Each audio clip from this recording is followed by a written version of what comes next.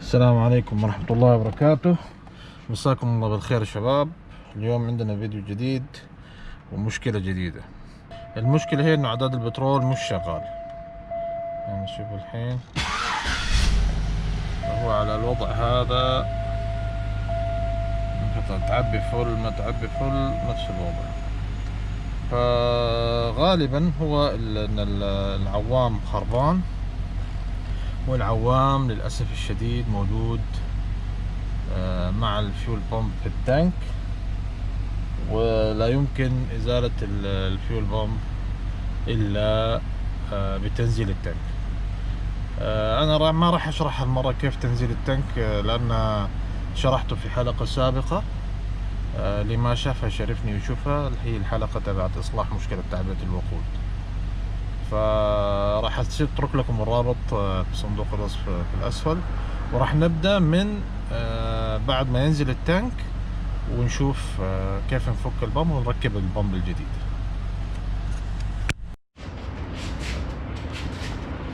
زين شباب، الحين احنا فكينا التانك. هنحاول نفك الهوزات. هاي طبعا هي البمب، فلازم نفتح الغطاء، بس قبل لازم نفك هاي هوزات التهوية هذه. نحرك الهوزات شوية.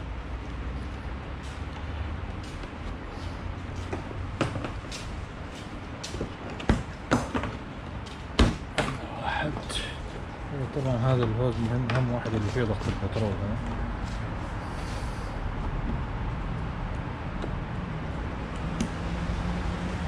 الثاني.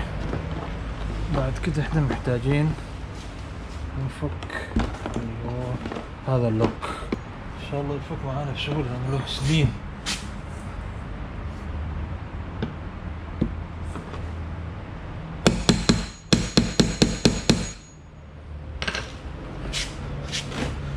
بدأ يتحرك.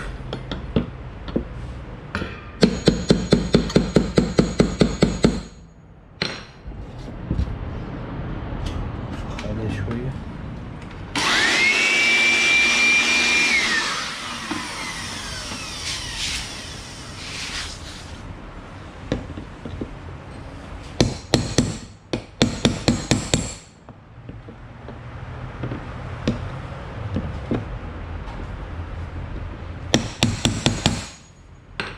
الحمد لله فك.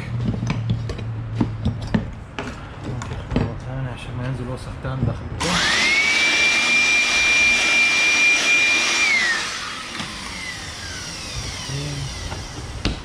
طلع البمب. بسم الله. وتاريها مكسورة داخل، عشان كذا.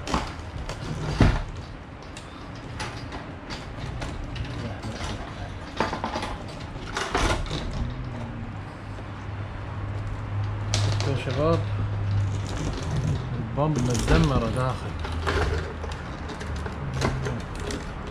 سنين.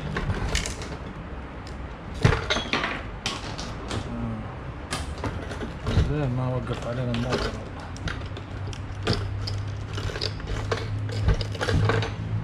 أفضل إني أفك هاي الأشياء.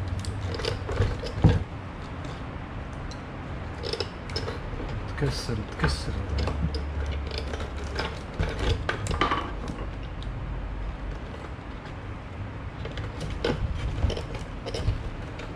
الصراحة أنا كنت خايف يكون مشكلة كهرباء،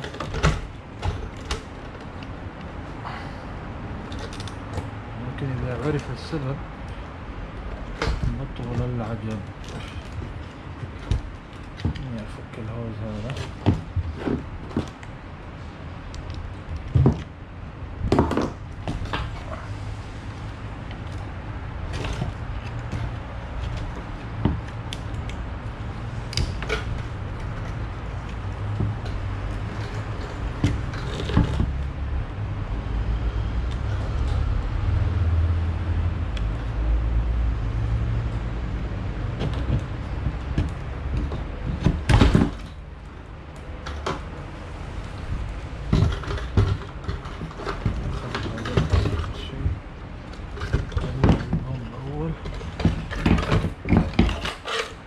هذا العوام. طبعا العوام ما قاعد يقرأ لأنه كان أفقيا يعني. نكب البترول داخل.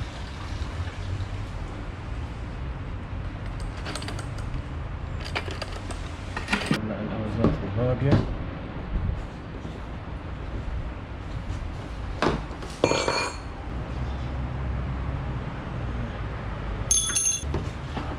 الحمد لله التانك نظيف. هذه هي الفيول بامب الجديدة. الحمد لله جاي معها الأورينج.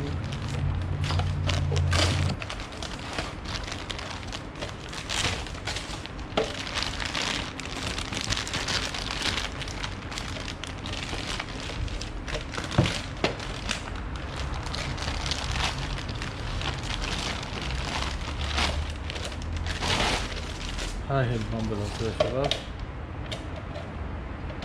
الغيبات الثلاثة المفروض يركبوا. شوفوا هاي كيف شكل الجديدة من قديمة. هاي مكسرة كانت.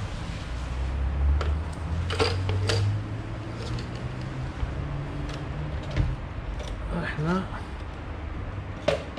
راح نركب اللوكات اللي هنا. في لوك هنا هذا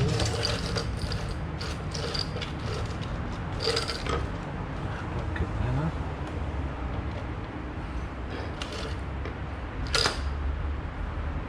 هاي الأورينج.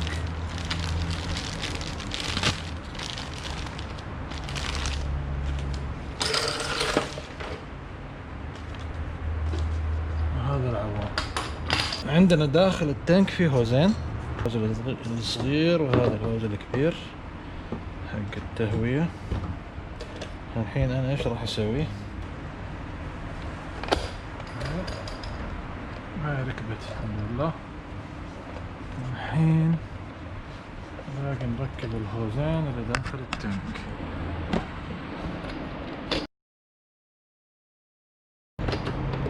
خليني اول شيء ادخل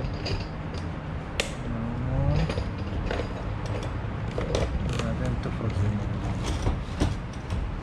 اول شيء نركب الهوز الكبير. طيب انا اركبك.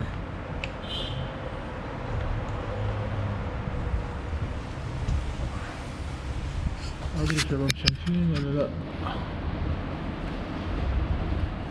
الهوز هذا بيركب بلوك هنا.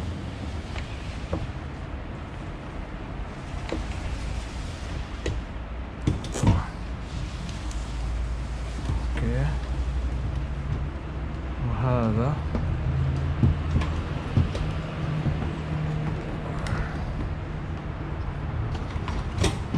اوكي.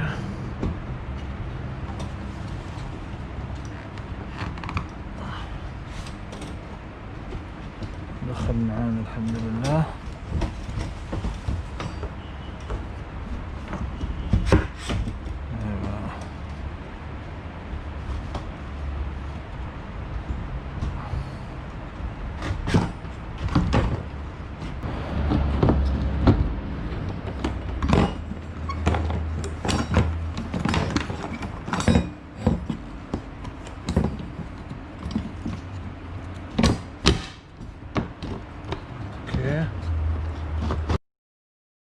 طيب الحين ساعة الحقيقة. هل حيكون عندنا بريشر ولا ما عندنا بريشر؟ عندك سلف.